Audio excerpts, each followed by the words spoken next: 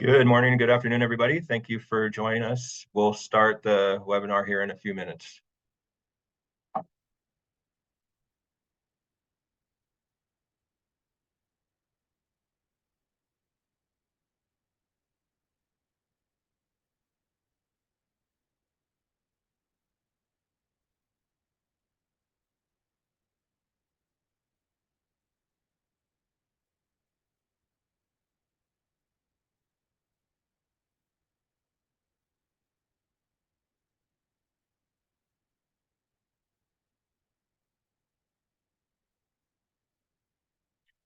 Okay, we're going to go ahead and get started here. Thank you again for joining us today in our webinar series, and I'm pleased to introduce this presentation here today, the impact of matched versus notched tinnitus in sound therapy.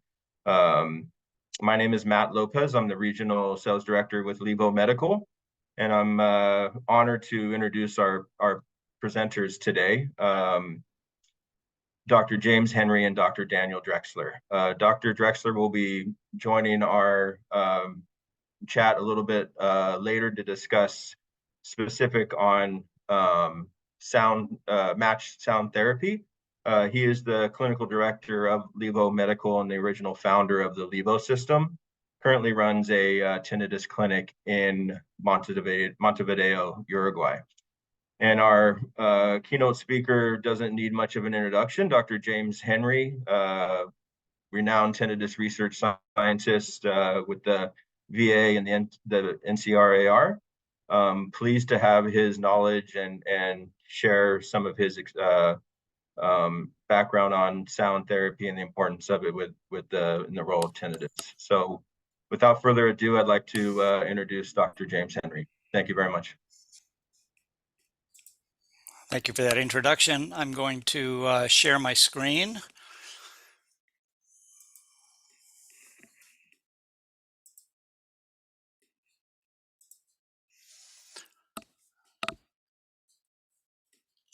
And is my full slide showing? Yes, looks good. Thank you. Okay. Anyway, hello everybody, wherever you are. I'm in Portland, Oregon. Actually, I'm in Oregon City, which is just south of Portland. And I've changed the title a little bit. We're going to talk about notch noise, match noise, and residual inhibition as potential sound therapy for long-term suppression of tinnitus. So just to let you know a little bit about who I am, in my previous lifetime, I was a musician. I played loud rock and roll guitar.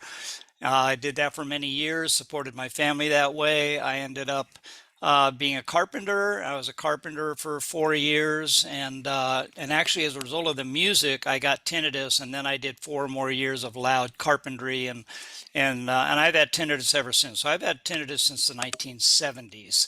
It's very loud, it's very high pitched, and I can hear it all the time. So I have a daughter who's deaf, and I went back to school to study audiology, and then when I completed my audiology program in Portland, I was hired in the auditory research lab at the VA hospital by Dr. Fausti and Dr. McDermott.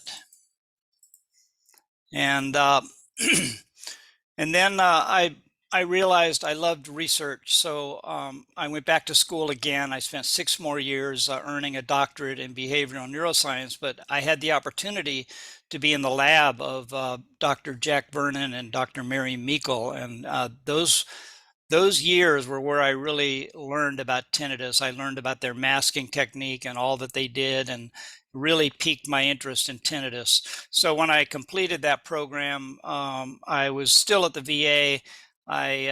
I wrote a grant to do a tinnitus measurement project. It was funded, and I've been doing tinnitus research ever since. I actually retired from the VA just last year, well, actually in September 2022, and ever since I've been retired, I've been focused on writing books about tinnitus and giving a few lectures here and there. These are 2 books that are on Amazon right now. One is the tinnitus book. It's a general book about tinnitus. And then the other one is a tinnitus retraining therapy, or TRT book. I'm working on a progressive tinnitus management book, and it's about 90% written, so it should be available this summer. I'm also working on a deafness book, and then in the future, hopefully very soon, a hyperacusis book and a hearing loss book. So what are we going to cover today? We're really focusing on auditory gain. And so I'm going to kind of breeze through some slides to describe the key concepts and the background to understand what we're talking about with auditory gain. I'm sure a lot of you already know all about it, but I don't know who knows what out there in cyberland. So I'll just cover the key concepts. I would talk about hyperacusis if I had more time, because these concepts really do relate to hyperacusis, but we don't have time to focus on hyperacusis. We're going to focus on tinnitus and the potential for sound therapy to reduce auditory gain and potentially reduce tinnitus, and then summary and conclusions after that. Okay, so the background and key concepts. The first thing we need to do is make sure we distinguish between the sensation of tinnitus and the effects of tinnitus. So when we talk about tinnitus, somebody says, I have tinnitus. Well, what do they mean by that? Do they mean they just have the sensation, or do they also have effects or reactions? Are they reacting to it emotionally? Is it affecting their concentration? Is it keeping them from sleeping at night? Those are the effects of tinnitus. So we're really focused on the sensation of tinnitus, the sound itself. And then we need to distinguish between primary and secondary tinnitus. So now we're talking about the sensation. We're not talking about effects of tinnitus. So basically the difference is secondary tinnitus is associated with sound waves, and primary tinnitus is not associated with sound waves. So primary tinnitus is generated in the brain and is perceived in the brain. It's a brain phenomenon. It's also referred to as subjective tinnitus or sensory neural tinnitus. That's primary tinnitus. There's no known cure. Secondary tinnitus, it's actual sound waves produced somewhere in the head or neck. Something's generating those sound waves. It's also referred to as objective tinnitus or somatosound. Some people say some secondary tinnitus is not tinnitus, so that's an arguable point. If somebody does have suspected secondary tinnitus, they should be evaluated by otolaryngology or ENT, and in some cases, a cure is possible for secondary tinnitus. So sound therapy, that's what we're talking about today. Sound therapy can target the effects of tinnitus, and it can target the sensation of tinnitus. So again, emotional effects are anxiety and depression, PTSD, just different things that people have related to tinnitus. Functional effects would be insomnia, concentration difficulties, and so on. So sound therapy can target those effects of tinnitus, and most of the methods that are out there right now do target the effects of tinnitus. So tinnitus masking, the whole point of masking is to evoke a sense of relief from the effects of tinnitus, and that's the Jack Vernon method. Tinnitus retraining therapy, or TRT, is the Jastreboff method, and the sound therapy, the purpose of sound therapy is to promote habituation.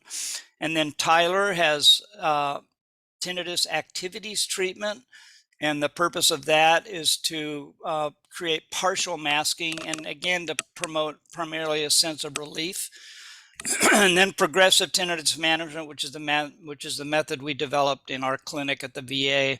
And we actually use sound therapy to promote relief, habituation, and distraction, depending on how sound is used. So now we're really focusing on how sound therapy can be used to target the sensation of tinnitus. So can we permanently eliminate or cure tinnitus using sound therapy? And this is not yet proven, but theoretical reasons and some evidence exist for why this may be possible. And that's really what we're focusing on in this presentation. And one of those reasons relates to auditory gain. And I've written this up in this article, and it's in Appendix A in this first book. So I'm just hitting the highlights of what's already been published. And we all know about the central auditory system, from the auditory nerve all the way up to the auditory cortex. And I don't really need to talk more about that. We just know that that's how we hear. The sound goes in through the cochlea, through the auditory nerve. It hits the cochlear nucleus, and then the signals travel up to the auditory cortex. There's also descending signals coming down. And is this bar showing up on your slides? Okay, apparently not. Okay, neuroplasticity is the basic idea here that if we can change the plasticity that's associated, or that we think is associated with tinnitus, then we can potentially cure tinnitus. And plasticity is just basically the brain's ability to change based on experiences. So our brain is undergoing plastic changes constantly. And there's evidence that neuroplasticity underlies both tinnitus and hyperacusis. These have been referred to as plasticity disorders. And then there's spontaneous nerve activity. So every neuron in your body is firing spontaneously, just randomly. It's just spiking so many times per second. It's a fundamental property of every neuron. And in the auditory nerve, every neuron is firing spontaneously about 50 spikes per second, up to 120 spikes per second. So in the auditory nerve, there's approximately 1 million of these spikes being generated every second and sent into the brainstem, or the cochlear nucleus, and all of that random activity is interpreted by the brain as a code for silence. Now, there can be hyperactivity. So that was random activity. What about hyperactivity? So there were studies starting back in about 1996 where they exposed animals to intense noise, and then they measured the activity in their brainstem. They started by looking at the dorsal cochlear nucleus, and they saw that the random activity was significantly increased. So we refer to that as hyperactivity. Now, hyperactivity means there's no sound coming in, but the random activity is just significantly increased. So a lot of studies have been done demonstrating this, that this is a phenomenon that occurs reliably in animals. And so they have concluded that hyperactivity caused by noise exposure could be interpreted by the brain as sound. And human research has supported this hypothesis. When people have hearing loss, it reduces the activity in the auditory nerve, which somehow triggers plastic changes in the central auditory system. And so despite the reduced activity in the auditory nerve, there is paradoxically hyperactivity in the dorsal cochlear nucleus. And that hyperactivity extends all the way up to the auditory cortex. So there's different regions of hyperactivity. So it's paradoxical, but we know that this is what happens. And then we have homeostatic plasticity. Homeostatic plasticity could explain this paradoxical hyperactivity that occurs in the central auditory system when there's hearing loss. So the idea is that plastic changes in the central auditory system compensate for the reduced neural activity in an attempt to restore the normal balance of spontaneous activity. So homeostasis is a steady state. Our body's always trying to achieve a steady state, and our auditory system is trying to achieve a steady state. So that's what homeostatic plasticity refers to. And then this is a good quote: homeostatic plasticity serves to stabilize the mean activity of a neuron around a certain target level over long time scales on the order of days. Then we have excitation and inhibition. And all nervous systems work on this principle of excitation and inhibition. And we need regions of excitation surrounded by regions of inhibition, which is how gating occurs. So when we hear a sound, to make sure we're focusing on the one sound we want to pay attention to, and we're not focusing on the sounds around us. Our auditory system needs to gate the signals for that sound up to the auditory cortex and inhibit the other sounds. It's an amazing mechanism that we have to be able to do that. So the normal balance of spontaneous activity, which we just referred to in the previous slide, refers to the balance between excitation and inhibition of nerve fibers. So sound activates a combination of excitation and inhibition throughout the central auditory system.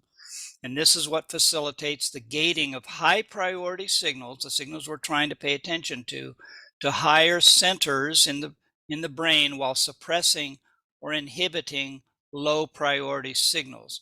Now, this mechanism is referred to as lateral inhibition, and that's a key to the notching concept that we're going to talk about.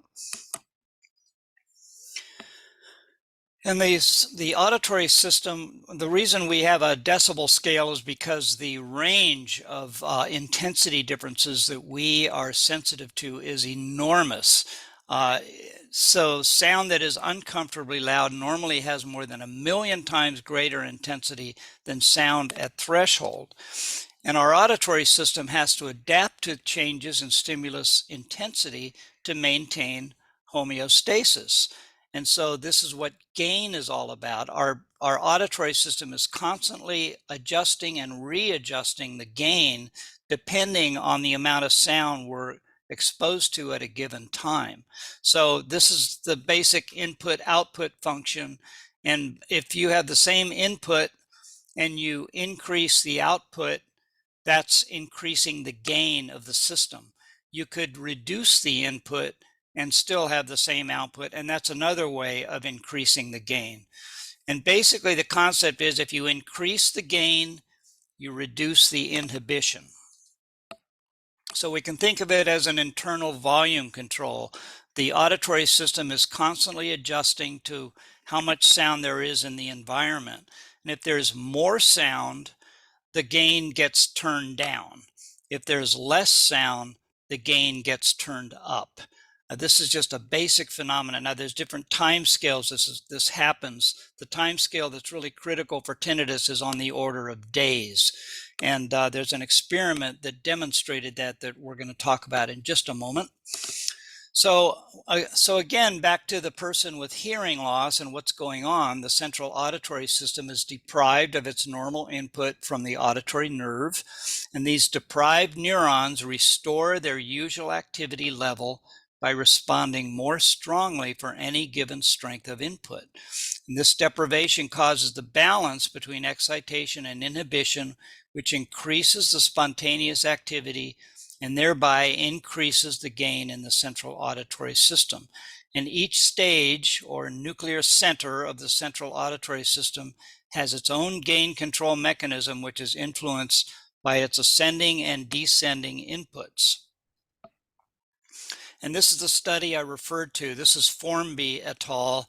And this is really a landmark study. So they demonstrated how if you increase the auditory input to the ear, you can reduce the gain. So more sound in brings the volume control down. Less sound in brings the volume control up. And they demonstrated this by having two groups of participants. One group wore ear level sound generators for 2 weeks, so they had increased sound coming into their ears, and the other group wore earplugs for 2 weeks, so they had decreased sound coming into their ears. And they measured loudness discomfort levels before and after the 2-week period. And so the group with the sound generators had reduced gain. The volume level of the internal volume level was turned down, and that was shown by increases in the loudness discomfort levels. So by putting all that sound in, they decreased the gain, which allowed them to tolerate higher levels of sound. Now, the earplug group had the exact opposite. So the earplug group had lower levels of loudness discomfort levels. So by decreasing the sound coming in the ears, they made the ears less tolerant to sound. Now, this has obvious effects for treatment of hyperacusis, and it is how we treat hyperacusis. We put more sound in so that the gain is turned down and they can tolerate more sound. So that's a basic concept that has been shown over and over and over, and we know it works. And Jastreboff and others claim that hyperacusis can often be cured using desensitization with sound. So we're not going to talk about hyperacusis anymore. We're going to focus on how sound therapy might reduce auditory gain and potentially reduce or suppress tinnitus. So back to the goals of sound therapy for tinnitus. We can try to reduce the emotional and functional effects of tinnitus. That's what we do with masking, with TRT, with tinnitus activities treatment, progressive tinnitus management.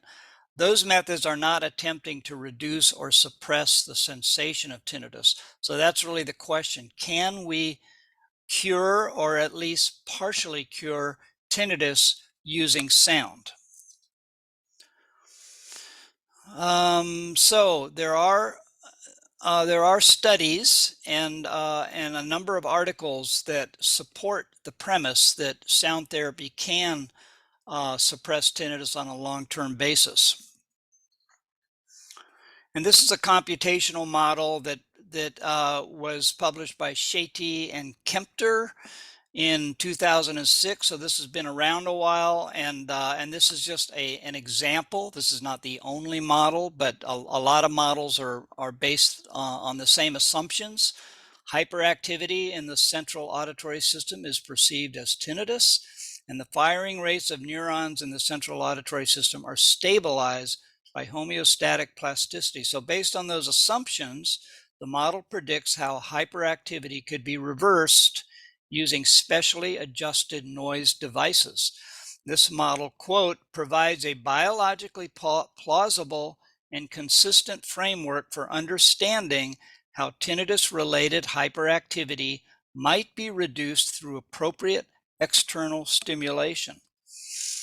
And then Shepard et al., they have written more about this. In 2020, they wrote this review article, and I'll quote what they said. Animal studies have used, quote, low-level sound stimulation to modify the highly plastic nature of the central auditory system in order to reduce sound-evoked and spontaneous neural activity. If neural gain does in fact function on the principle of maintaining homeostatic activity levels, the enhancement of sound-evoked activity at the periphery may lead to central auditory suppression of sound-evoked or spontaneous activity. In other words, possible tinnitus or hyperacusis relief. So, well, let's take all these concepts and talk about notched sound. So if you can remove or notch the sound around the central tinnitus frequency, the hypothesis is that you can flood that region that's notched with lateral inhibition, and with lateral inhibition you can potentially reduce that hyperactivity. That's the concept behind notched sound. There have been a lot of studies using notched music, and these studies have generally shown a great effectiveness. There are a number of issues and questions that remain, so it's not a proven method, but it is a very promising method. And there's even a hearing aid company that has taken their amplification and they notch the amplification around the tinnitus center frequency. So, so there are reasons to believe that this can suppress tinnitus on a long-term basis, but it hasn't yet been proven. And then there's matched noise. This is the exact opposite of notching. So with matched noise, instead of notching around the tinnitus center frequency, you're matching the tinnitus center frequency. And the idea with that is that you are increasing neural input to the areas of hyperactivity in the attempt to restore normal spontaneous activity. A number of different products have been developed based on this approach, and I believe the Levo product does exactly this. One method used very low level or near threshold noise in a novel manner the authors felt could even lead to the complete disappearance of the percept. There's a lot of buzz out there that match noise and notch noise can suppress tinnitus on a long-term basis. If it suppresses it, reduces the loudness, that would be a partial cure. If it eliminated the tinnitus, that would be a complete cure. We don't have that yet, but we have evidence that says that notched or matched sound could reduce or suppress tinnitus. And then I wanted to just throw out the idea of residual inhibition. A lot of clinicians do residual inhibition testing, and what it refers to is the temporary suppression or elimination of tinnitus following appropriate auditory stimulation. And using the standard clinical test, residual inhibition occurs for 80 to 90% of patients. This was done back in Vernon's clinic, and they did it with every patient, and they got residual inhibition almost every time. I can do it on myself, basically present broadband noise above the minimum masking level for a minute, and then turn it off and see what happens to the tinnitus. And in my case, and in 80 to 90% of cases, the tinnitus loudness goes down or it's gone completely. This is a reliable effect. So we know that sound can have a short-term effect on suppressing tinnitus if it's delivered in the proper manner. The problem is the tinnitus returns to its normal level within about a minute or so. So a group out of France and Canada has come up with this method of, instead of constant noise for a minute, they pulse the noise, and they look at, are they decreasing the tinnitus between the pulses? And they claim that they are. Now the question is, can this be turned into a clinical technique? There's definitely evidence that residual inhibition could be a long-term method of tinnitus suppression, but the research just has not been done to show that that can be done consistently. All right, I'm going pretty quick because we're trying to get through this in about 30 minutes. So let's just summarize and conclude. So obvious limitations to what I'm talking about. I'm barely scratching the surface with respect to the potential use of sound to have long-lasting suppressive effects on the tinnitus percept. So this could be achieved if sound therapy were to permanently reduce auditory gain that is associated with neural hyperactivity in the central auditory system. But we've ignored other proposed tinnitus mechanisms to stay focused on auditory gain. So this could be a day-long or 2-day-long presentation if we really looked at all the different methods that have been proposed to underlie the tinnitus percept, but we're just focusing on auditory gain. So there is evidence that sound therapy can reduce auditory gain, and that evidence is stronger for hyperacusis than it is for tinnitus. Sound therapy, therefore, has an obvious application as a method of desensitization for hyperacusis. Auditory gain may be responsible for tinnitus, but other mechanisms have been theorized. Any evidence that tinnitus can be suppressed long-term by sound therapy is far from definitive. So what do we need? We need more research. In fact, if you read any of these articles, they all say more research is needed. The problem is the research has not been done that I know of. What we really need is a coordinated series of systematic studies designed to investigate each method of sound therapy that has the potential to cure or partially cure tinnitus. A systematic approach might require researchers in the field to form an international partnership with the common purpose of coordinating research efforts with clearly stated goals. So we've known about residual inhibition, we've known about notch noise, we've known about match noise, but I am not aware of any systematic studies that have evaluated how to achieve this and how can we start moving toward a treatment with sound therapy that could potentially partially cure or cure tinnitus. But patients now can be told about this. That's why I put it in the appendix of my book. I'm actually encouraging patients to try these different methods and see if they can get them to work for them. That's kind of like doing research in the field of actual clinical patients and telling them about these possibilities, asking them to try it on their own and have them report back to us. Did they find anything that worked? That would be a form of research. So they could do self-experimentation. I would always say start with free or low-cost methods. Use low-level, non-annoying, and comfortable sound. Use a smartphone and earbuds or hearing aids with streaming.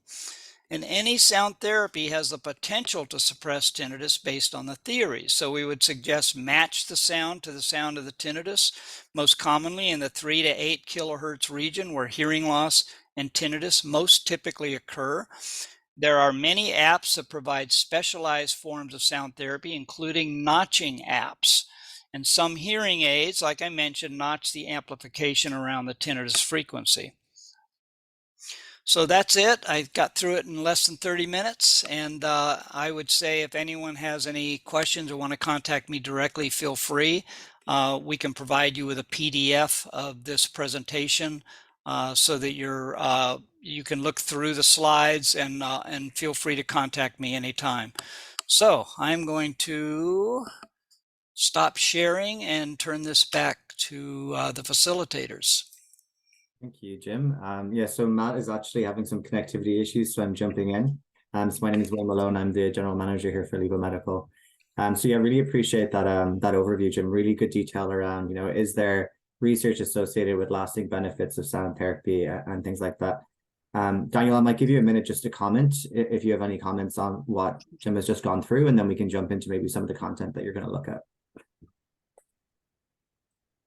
Oh, first of all, I wanted to say thank you, Dr. Henry, for your wonderful presentation. Lots of interesting information inside the presentation, and I'm happy to see that we have new papers appearing regarding this topic. And I agree with you. The notch solution for the therapy of tinnitus is what Levo therapy is based on. So maybe we can go to the presentation. Sure. So yeah, Daniel, I'll leave it over to you. And folks, if you have questions on Dr. Henry's content, please pop them in the Q&A, and we'll do a group Q&A at the end. Thanks. Over to you, Daniel. Okay, thanks.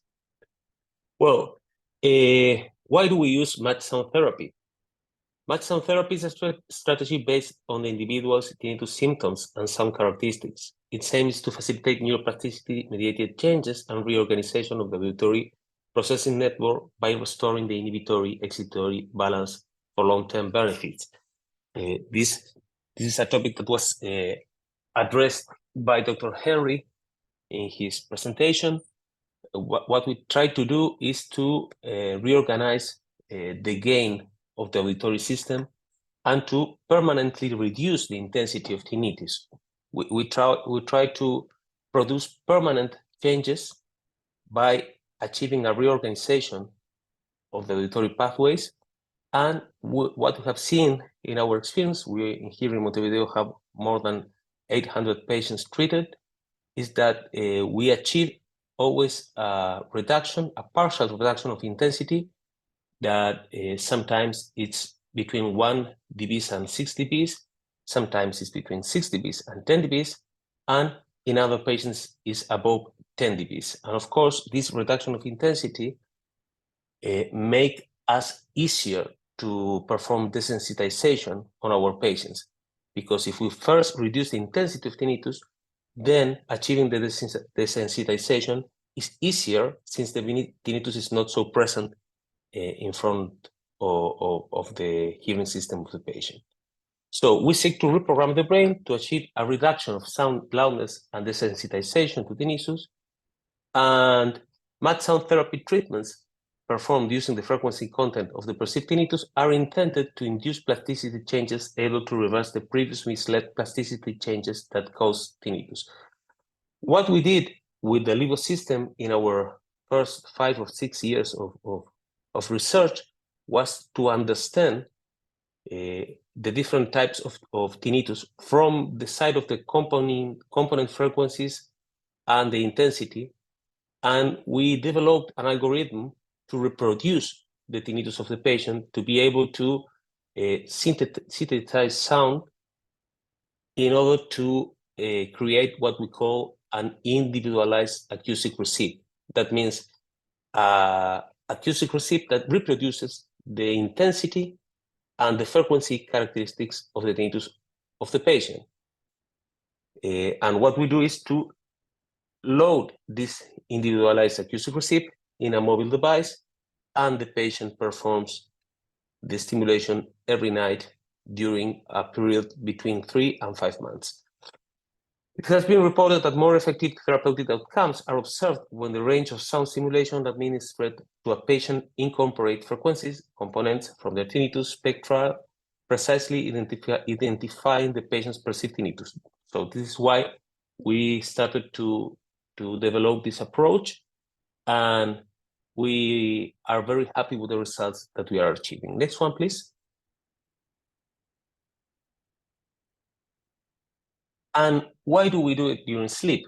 Well, first of all, sleep is always a very difficult moment for our patients, especially before going to sleep, because tinnitus sometimes makes it really difficult to get a sleep, and also to get a natural and physiological sleep during the night. So one thing that we notice is that having this type of acoustic receipt and adjusting the volume of this acoustic receipt before going to sleep helps our patients to improve their sleep quality, and especially the moment before going to sleep. We demonstrated in a paper in 2016 that there is a strong improvement in the sleep subscale of the TFI using the Levo system. The other thing that is important about sleep is that we have a window of opportunity for stimulation that is up to 8 hours, and the patient can perform the stimulation without interfering with daily activities. Another thing that is very important is that the patient is not aware of the stimulation while the stimulation is happening, and this reduces the treatment-related anxiety. And also, well, there is a strong relation between tinnitus and sleep. If sleep worsens, tinnitus worsens, and if tinnitus worsens, sleep worsens. So it's a kind of vicious cycle that if we can improve sleep quality of sleep, we can transform this vicious cycle into a virtuous one. And this is what we achieve using the Levo system. Next one, please.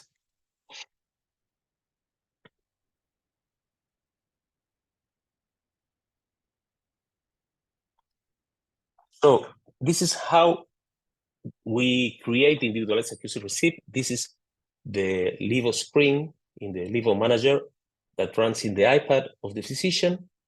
And we have different types of sounds. And as we can see here, pure tones, white noise, band noise, cricket, modulated tone. Cricket is a special sound that we designed that has many frequencies that are very close in the range. And there's a central frequency and two frequencies that are 100 hertz above the central frequency, another one that is 200 hertz above, and another frequency that is 100 hertz below, and another one that is 200 hertz below. So we create a sound that is very similar to a cricket, and we have found that many patients feel that their tinnitus is more similar to this kind of sound. Also, of course, band noise, we all know what it is, and pure tone and white noise. So what we do at the beginning is we use these templates in order to ask the patient if his sound is more similar to a cricket or to a white noise. And then in every one of the stages, you have another stage that you say, okay, if it is more similar to the cricket, it is more similar to a pure tone, or it's more similar to a band noise. So we go on with those steps, and with a training curve, a physician can achieve very easily the individualized acoustic receipt for every patient in no more than 15 minutes. It takes time to learn it, but once you learn it, you know how to make it. Next one, please.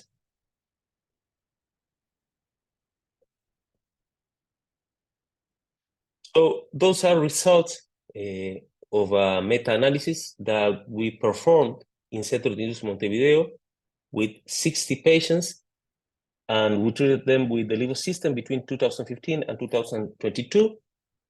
And what we found is that 84% of those patients, almost 85% of those patients, when they performed a consistent therapy during 9 months, they achieved some degree of reduction of intensity. And these 85% patients were divided in 3 different groups. One group that is almost 30% of them had an improvement, a reduction of intensity between 1 and 5 dBs. There's a second group that had a reduction between 5 and 10 dBs, that is almost around 30%, and around 26% had an improvement that is above 10 dBs. So let's not forget that 6 dBs reductions reduces the intensity by half, since our scale of the decibels is a logarithmic scale, and 10 dBs reductions reduces the perception by half. So if you achieve a reduction of 10 dBs, you are taking the perception of the tinnitus of the patient to a half of the intensity that it was before the therapy. So on these kinds of situations, you produce a change in the way the patient hears the tinnitus that makes it easier to achieve desensitization. Another thing that we have to publish, but we are already seeing it since we are performing this therapy for more than 20 years, is that those reductions are permanent. They last over time. Sometimes after 4 or 3 years, a patient comes again to our clinic and he says that he had a decompensation because he went to a party or he had some stressing situation in his life. And then we start stimulation again. But the good news is that we don't have to go through the whole process to get to the point where he was when he left therapy. Usually we perform 1 or 2 weeks of stimulation and the patient gets compensated again. Another result from this meta-analysis is that a sample of 40 patients treated with LIVO system had the insomnia severity index measured, and we saw a reduction of the insomnia severity index of 10 points down to an average of 7 points. So again, an improvement of the quality of sleep using this kind of therapy. Next one, please.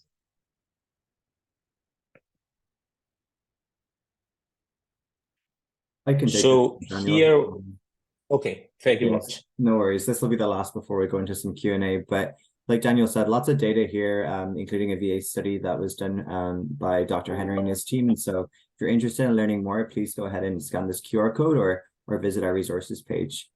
So all we might do is just jump into questions. There's a couple here in the chat that I want to answer.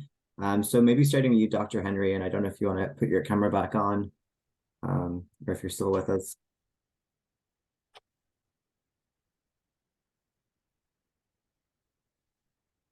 Welcome back.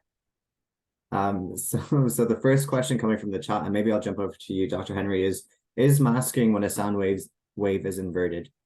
So just the specifics around that question. So is masking when a sound wave is inverted? And you're on mute, Dr. Henry.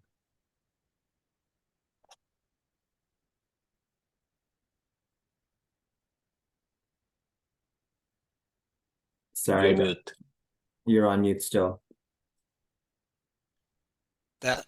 Much Sorry about better. that. Okay, so masking can be interpreted different ways. And if we're talking in relation to tinnitus, Vernon started off with the masking method by trying to cover up the tinnitus, make the tinnitus inaudible. And he soon realized he didn't have to make the tinnitus inaudible in order for tinnitus to achieve a sense of relief. So then he started doing partial masking. So partial masking meant they heard the masking noise, but they could also hear the tinnitus. So that's kind of the masking method as originated by Jack Vernon. Now, I'm not sure if I'm understanding the question. What was the question again? Is masking an inverted signal? What was it? Exactly. So is masking when a sound wave is inverted, is the question. So that almost reminds me of phase shifting. You know, there is a method of tinnitus treatment. I don't know, it's probably not around anymore, where they attempted to phase shift the tinnitus. But the point is that tinnitus is not associated with a sound wave, so you can't phase shift the tinnitus. Now you could phase shift secondary tinnitus, but you can't phase shift primary tinnitus. Hopefully, I'm answering the question. Great. Let me jump in. I always have the same question, and I totally agree with you. We are not dealing with a sound. We are dealing with a phantom sensation. So it is impossible to make a phase shift. And if it were possible, since biological rhythms move all the time, it's not easy to find how to make a fixed phase shift. But anyway, what we are dealing here is something different than phase shifting. Thank you both. So another question coming through is, you mentioned that, you know, there's a progressive approach to sound therapy. So maybe starting off socializing some generic sounds, masking, and then maybe moving to something more specific. Is your opinion that, you know, patients that are responsive to sound therapy, generic forms of sound therapy, are those the ones that are most likely to have those lasting benefits of a notched or a matched sound therapy? Or what is your thoughts on that progressive approach? Maybe starting with you, Dr. Henry, and then we can talk to you, Daniel, as well. Well, there's different purposes of using sound, you know, and the way we describe it is that one purpose is to achieve a sense of relief. That's what Vernon was trying to do. Another method is to create a background of sound below the mixing point between the sound and the tinnitus, which is the TRT method, and that's to promote habituation, long-term habituation. That's not a sense of relief, that's long-term habituation. And then a third method is to use sound to distract the attention away from tinnitus. That's another short-term method to just make the person feel better immediately and get on with their life. It's not necessarily a long-term method. So as far as using sound progressively, we like to teach people how sound can be used to achieve these different objectives, and then they can use environmental sound, any type of environmental sound, whether it's nature sounds or man-made sounds. They can use music, and they can use different forms of speech. So we create this grid of these different objectives and these different types of sound, and we teach them all of that, and we help them to learn which objective do they want to try, and that's our systematic approach. Start with one objective, see if it works, use a different sound, change your objective, change your sound, and try to find what works best on an individual basis. Now, the concept of reducing the sensation of tinnitus or suppressing tinnitus on a long-term basis, which is what I was talking about, is not necessarily just choosing something and trying it. It's a matter of, can you really match the tinnitus well and present a sound that accomplishes the suppression that I was talking about, or can you notch the sound? Those are very objective methods, and there's really nothing progressive about that. It's just a matter of trying to match the tinnitus, present it like Levo does all night long. I like that approach because you're actually seeing if that works on a long-term basis. Anyway, that's not necessarily systematic, but the systematic approach would be to try different things and see what works, and hopefully find something that does work. Great, thanks, James. Daniel, any thoughts? Yes. Well, what we focused ourselves was to create a very precise reproduction of the tinnitus, to create a very precise individualized acoustic receipt, and also to have a fine calibrated system, because we believe in controlled exposure. We believe that having a controlled exposure of this sound can achieve the neuroplastic mediated changes that we are looking for. And this is why our system is all calibrated in all the stages, from the device and the earbuds, and everything is calibrated also in the level manager, in order to achieve a very precise sound stimulus. And of course, this is intended into reducing the hyperactivity at the auditory system. But we also believe, we strongly believe, in the sensitization. So now we are integrating MyLivo, that is a platform of a lot of different contents, our nano contents, nano learning contents, that are delivered all through the therapy, all through the 9 months of therapy for the patient, because we believe that we have two different issues here. First, the reduction of the hyperactivity at the neural pathway of the auditory pathway.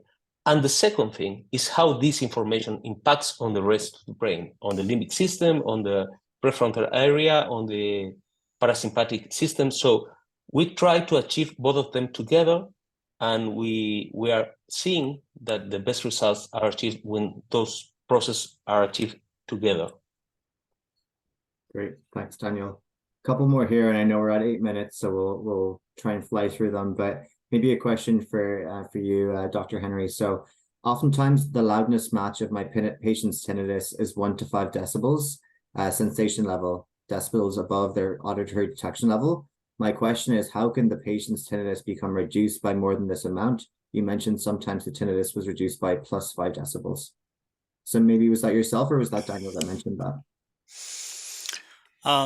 Yeah, so we talk about that as paradoxical loudness levels. So when we measure tinnitus and they claim that their tinnitus is as loud as they can possibly imagine, and then you measure it and it's like 3 decibels above their hearing threshold at that frequency, that's very common. And so how do you show that a person's loudness is tinnitus loudness is actually reduced as a result of therapy when they start off with a loudness match of 3 dB?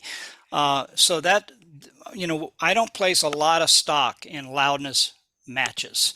I don't think we really have a way to objectively measure the loudness of tinnitus. Now, it may be that if the loudness goes from 5 dB SL to 3 dB SL, that there is actually a reduction in the loudness or the intensity of tinnitus, but we just don't know that for sure yet.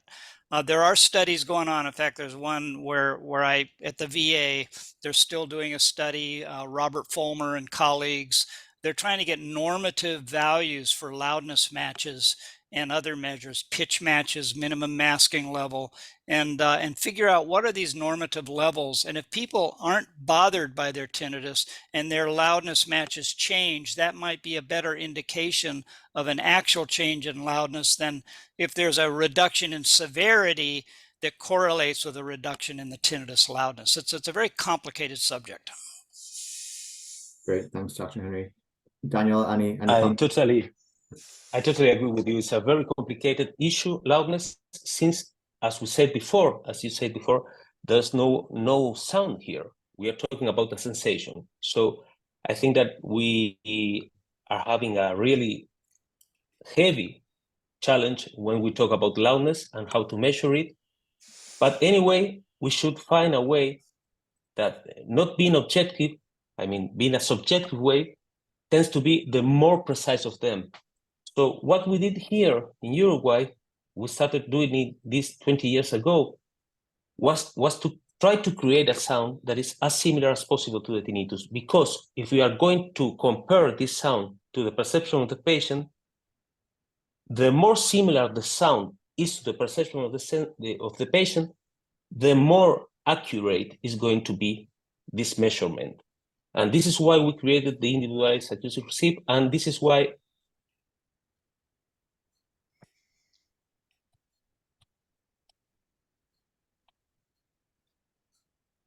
Sorry, Daniel, I think you froze there, but thank you for that. Okay, great. So no, kind of I'm here. I don't know what happened. The chat disappeared for me. Anyway, if you hear me, I can go on. Are you hearing me now? we can hear you. Yeah. Okay. No, I just was saying that we created this model that we believe is a very accurate way of measuring loudness, and this gives us information about how loudness evolves during the therapy, and we have this graph of evolution of intensity that is very useful in order to understand how the patient is evolving during the therapy. Great, thanks, Dan. Okay, the last one here, and I know there's a couple more questions in the chat, but we'll reach out to you directly there around Levo and you know, what are next steps for a wireless solution. So we'll reach out to you directly on those. But an interesting one, just for you, Dr. Henry, is you know, there's lots of options out there when it comes to sound therapy. How do you know which method to try first, and how do you know which, you know, may be most successful with a certain patient type? Well, that's a great question, and that's why I said start off with free or low cost options. There are many apps available, sound therapy apps on the internet. Some of them are free, some of them are very low cost. So it's not an expensive process to start doing sound therapy with apps that already exist on the internet. The use of hearing aids. Hearing aids alone are a method of sound therapy. And now we have streaming. And so you can take anything from the internet and stream it through your phone. So that's a fantastic method of sound therapy. And as long as you're already paying for the hearing aids, then you're just streaming whatever you want through the hearing aids. Now, hearing aids are expensive, so that's not necessarily the best option right up front. But if you need hearing aids for hearing loss, then it makes sense to get the hearing aids, get them with the streaming feature, and then stream sound through it. And then also, like I mentioned, we create a grid for these different objectives of sound. And do you need short-term relief, or do you want long-term habituation, and how can you use different sounds? And patients just need to be educated for all those methods and then start trying things on their own. That's really been our approach. And I would say the Levo approach is one approach. It's very specific, and it's the only method that I know of that uses sound all night long, and it uses it in a very defined way where you're actually doing that match sound method. And when I was at the VA and we did the Levo study, I was really impressed by how closely my tinnitus could be matched by the Levo sound. So it's a really sophisticated method of tinnitus matching. I will say that. Great, thanks, Dr. Henry. Any closing comments from yourself, Dr. Drexler? No, I just wanted to thank Dr. Henry. For me, it's like a dream. I've been reading his work for the last 13 years. So having the possibility I really appreciate having the possibility of learning a lot in this webinar with him today. Yes, agreed. Thank you very much, Dr. Henry. This was very informative. And so, like you said, we can send out those PowerPoint slides to the groups after this. And I've just put up Matt's contact details here. So if anyone's interested in scheduling a demo or talking to him more, you can scan this QR code or reach out to him directly via email.